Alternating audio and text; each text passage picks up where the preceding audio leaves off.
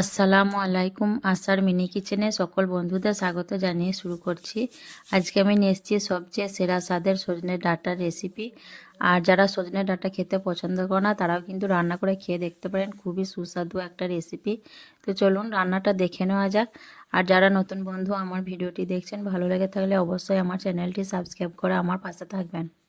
এখানে দেখুন আমি পরিমাণ মতো সজনের ডাঁটা খুব ভালোভাবে খোসাগুলো ছাড়িয়ে কেটে ধুয়ে পরিষ্কার করে এইভাবে করে কেটে নিয়েছি। আর ডাঁটাগুলো একদম গাছ থেকে পেড়ে আনা টাটকা সজনের ডাঁটা। তো আমি পরিমাণ মতো ডাঁটা নিয়ে নিয়েছি, আপনারা চাইলে বাড়িয়ে কমে নিতে পারেন। আর এখানে আমি দুটো মিডিয়াম সাইজের আলুগুলোকেও আমি ডাঁটার মতো করে লম্বা লম্বা করে কেটে নিয়েছি দেখুন। আর খোসাগুলো বাদ দিয়ে কেটে খুব ভালোভাবে ধুয়ে পরিষ্কার করে নিয়েছি। আর এখানে দেখুন আমি একটা বাটির মধ্যে হাফ কাপের মতো মুগ ডাল রাত্রে ভিজে রেখেছিলাম, সেটা এখন পানি থেকে ঝরিয়ে তুলে নিয়েছি। আর এখানে আমি একটা কাঁচা লঙ্কা নিয়েছি, এগুলো একসঙ্গে করে আমি মুগ ডালটাকে পেস্ট করে নেব। ডালটা দেখুন আমি ভালোভাবে পেস্ট করে নিয়েছি। এখন আমি এর মধ্যে দিয়ে দিচ্ছি পরিমাণ মতো নুন, খুব অল্প পরিমাণ চিনি আর সামান্য হলুদের গুঁড়ো, আর দিয়ে দিচ্ছি 1 চিমটি হিংটা দিলে ফ্লেভারটা খুব ভালো হবে, বড়াটা খেতে ভালো লাগবে। হাতের কাছে যদি হিংটা না থাকে তাহলে ডালটা পেস্ট করার সময় এক টুকরো আদা এর মধ্যে দিয়ে দেবেন, তাহলে খেতে ভালো হবে। আমি নেড়েচেড়ে মিশিয়ে নিয়ে খুব ভালোভাবে পেস্টটাকে ফেটিয়ে নেব।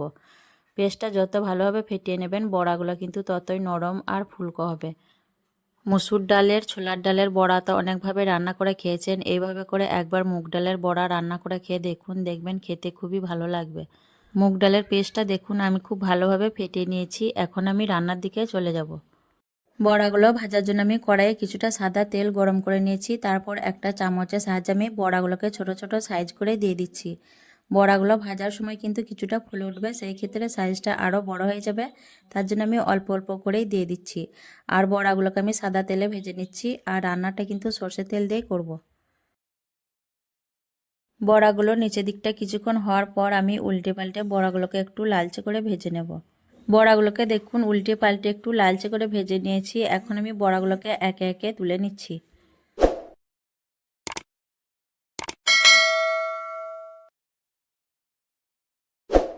তারপর আমি পরিমাণ মতো কড়াইয়ে সর্ষের তেল দিয়ে গরম করে নিয়েছি রান্নার জন্য। এখানে আমি ফোড়নে দিয়ে দিলাম দুটো শুকনো লঙ্কা, একটা তেজপাতা আর আস্ত গোটা কাঁচা জিরে। আমি নেড়েচেড়ে ফোড়নটা একটু ভেজে নিচ্ছি। ফোড়নটা ভালো করে ভেজে নেওয়ার পর দিয়ে দিলাম কেটে রাখা আলু, আর দিয়ে দিচ্ছি হাফ চামচের মতো নুন আর খুব অল্প পরিমাণ হলুদের গুঁড়ো। তেমনি নাড়াচাড়া করে আলুগুলোকে খুব ভালোভাবে ভেজে নেব 4 থেকে 5 মিনিটের মতো। আলু ভালো করে ভেজে নেওয়ার পর এখানে আমি দিয়ে দিচ্ছি 1 চামচ আদা আর একটা কাঁচা লঙ্কা একসঙ্গে বেটে দিয়ে দিয়েছি। এখানে আমি 1 ইঞ্চি পরিমাণ আদা আর একটা কাঁচা লঙ্কা একসঙ্গে বেটে নিয়েছিলাম। দিয়ে আবার আমি কিছুক্ষণ নাড়াচাড়া করে ভেজে নেব যাতে কাঁচা গন্ধটা না থাকে আদা আর কাঁচা লঙ্কার। আর এখানে আমি গোটা জিরে ফোড়ন দিয়েছি, আপনারা চাইলে কিন্তু 5 ফোড়নও দিতে পারেন। আদা আর কাঁচা লঙ্কার গন্ধ চলে যাওয়ার পর দিয়ে দিচ্ছি কেটে রাখা ডাঁটাগুলো। ডাঁটা দেওয়ার পর আমি আবারও নাড়াচাড়া করে খুব ভালোভাবে আলুর সঙ্গে ডাঁটাগুলোকে মিশিয়ে নেব।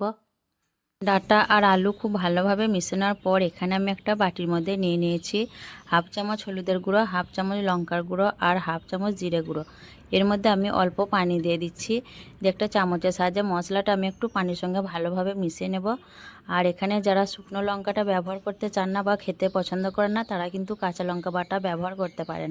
মশলাটাকে আমি ভালোভাবে মিশিয়ে নিয়ে তারপর আমি আলু আর ডাঁটার মধ্যে দিয়ে দিচ্ছি।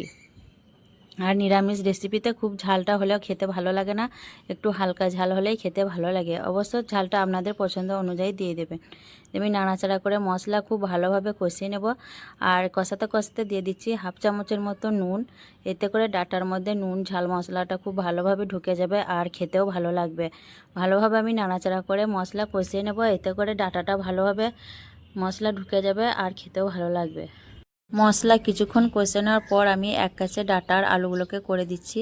দিয়ে তারপর আমি ঢাকনা ঢেকে দিয়ে একদম মিডিয়াম ফ্লেমে 4 থেকে 5 মিনিটের মতো হতে দেবো। এতে করে ভালোভাবে কষানো হবে আর ডাঁটা আলুটাও কিছুটা সেদ্ধ হয়ে আসবে। 4 মিনিট পর আমি ফিরে এলাম, দিয়ে ঢাকনা খুলে নিচ্ছি। দেখুন খুব ভালোভাবে কিন্তু আলু ডাঁটা আর মশলা কষানো হয়ে গেছে, তেলটাও কিন্তু দেখুন ছেড়ে দিয়েছে কষানো থেকে। এখন আমি এর মধ্যে দিয়ে দেবো 2 বাটি পানি।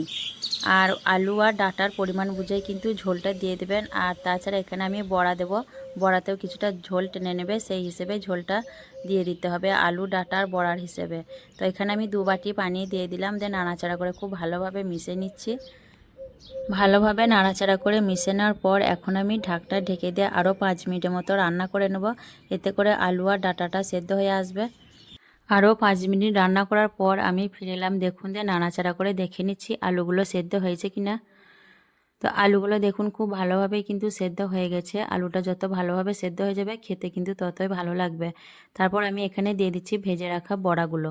বড়াগুলো দেওয়ার পর এখানে আমি 2-3টে বড়া এইভাবে করে হাত দিয়ে ভেঙে ঝোলের মধ্যে দিয়ে দিচ্ছি। দেখুন কিছু বড়া এইভাবে ঝোলের মধ্যে ভেঙে দিলে ঝোলটা খেতে খুবই ভালো হবে। বড়াগুলো ভেঙে দেওয়ার পর আমি এখানে দিয়ে দিচ্ছি 1 চামচ চিনি, এতে করে টেস্টটা ব্যালেন্স হবে। আর দিয়ে দিচ্ছি 1 চামচ গাওয়া ঘি। গাওয়া ঘিটা দিলে ফ্লেভারটা খুব ভালো আসবে। ঘিটা অবশ্যই দেওয়ার চেষ্টা করবেন। তারপর আমি নাড়াচাড়া করে খুব ভালোভাবে ঝোলের সঙ্গে বড়াগুলোকে মিশিয়ে নিচ্ছি। ভালোভাবে নাড়াচাড়া করে মিশে নেওয়ার পর আমি ঢাকনা ঢেকে দিয়ে আবারও 6 থেকে 7 মিনিটের মতো লো ফ্লেমে হতে দেবো, এতে করে বড়াগুলো খুব ভালোভাবে সেদ্ধ হয়ে যাবে। আরও 6-7 মিনিট রান্না করার পর আমি ফিরে এলাম। দেখুন আর কতটা লবণীয় হয়েছে দেখতে দেখুন। আর অফ ক্যামেরায় আমি কড়াটা পাল্টে নিয়েছিলাম, ওই কড়াটা ছোট ছিল, রান্না করতে অসুবিধা হচ্ছিলো, তার জন্য আমি পাল্টে নিয়েছি। আলু ডাঁটা আর বড়াগুলো দেখুন খুব সুন্দরভাবে সেদ্ধ হয়ে গেছে। এখন আমি নাড়াচাড়া করে নিয়ে গ্যাসের চুলাটা অফ করে দেবো, তাহলে আমাদের কিন্তু আজকে রেসিপি রেডি হয়ে গেল। এইভাবে করে আপনারাও কিন্তু খুব সহজেই এই রেসিপিটা বানিয়ে নিতে পারবেন। নিরামিষ দিনে বা যে কোনো দিনে খেতেও কিন্তু অনেক সুস্বাদু হয়। সবচাইতে সেরা স্বাদের সজনে ডাঁটার রেসিপি। তো কেমন লেগেছে অবশ্যই কমেন্টে জানাবেন। ভালো লাগলে লাইক করবেন, শেয়ার করবেন আর আমার চ্যানেলটি সাবস্ক্রাইব করে আমার পাশে থাকবেন। আসবো আবারও অন্য কোনো রেসিপি নিয়ে। সকলে ভালো থাকবেন, সুস্থ থাকবেন। আল্লাহ হাফেজ।